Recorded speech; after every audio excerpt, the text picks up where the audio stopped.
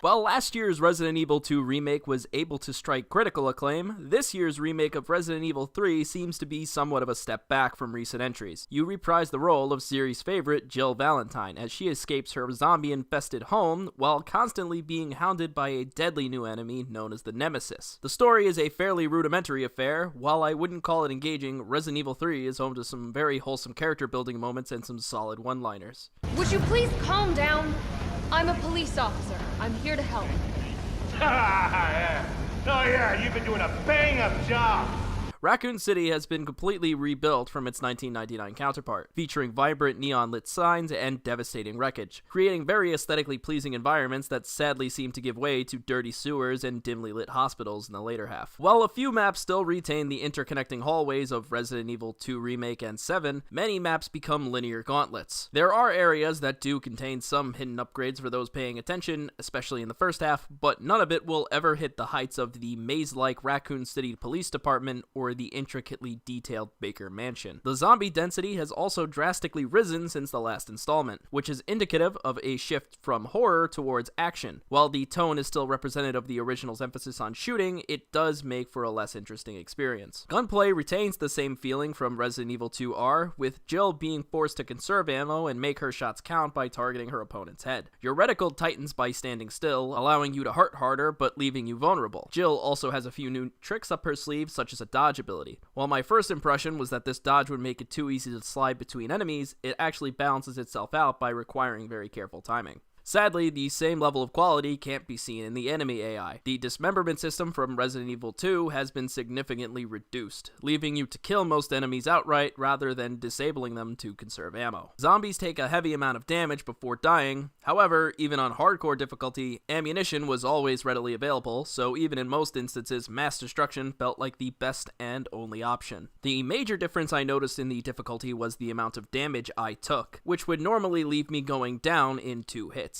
Speaking of taking damage, this game seems to have a much more American approach to horror, demonstrated in the many gruesome ways Jill can meet her last surprise. Nemesis certainly has a few good tricks up his sleeve. His tentacle whip can pull you closer, supercharge enemies, and fire an assortment of weapons, though he can feel a bit jarring to run away from, and hiding from him isn't an option as he will simply wait outside of safe rooms for you to come out.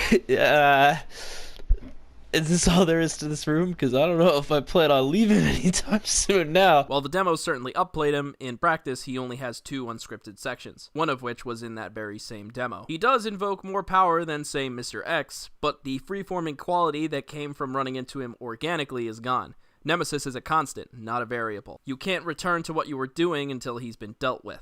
Players will need to incapacitate him with a healthy helping of ammo or make use of the dodging technique to create some space. Other enemies have been added into the general pick and mix of the areas. I specifically enjoyed the power station's bug-type creatures for bringing back a sense of horror that wasn't present throughout the rest of the game. The other additions to the monstrous cast aren't too shabby either.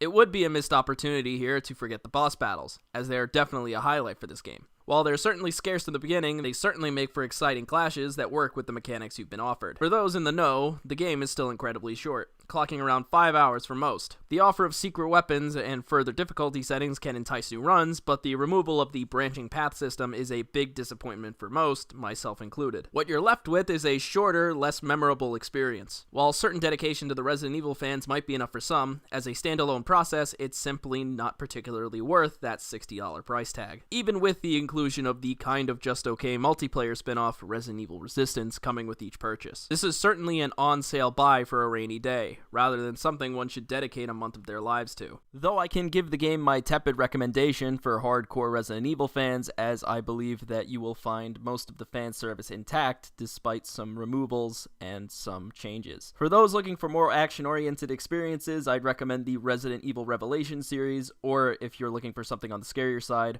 Resident Evil 2 hasn't gone anywhere, and if you're looking for something on the much scarier side, Resident Evil 7 still remains the peak of horror for this generation. For more, subscribe to the Outerhaven here on YouTube, or check out the website for more Resident Evil news. For more of my content, be sure to check out YouTube/Roby for something more cynical. Take care, stay safe, and of course, wash your hands. I'm out.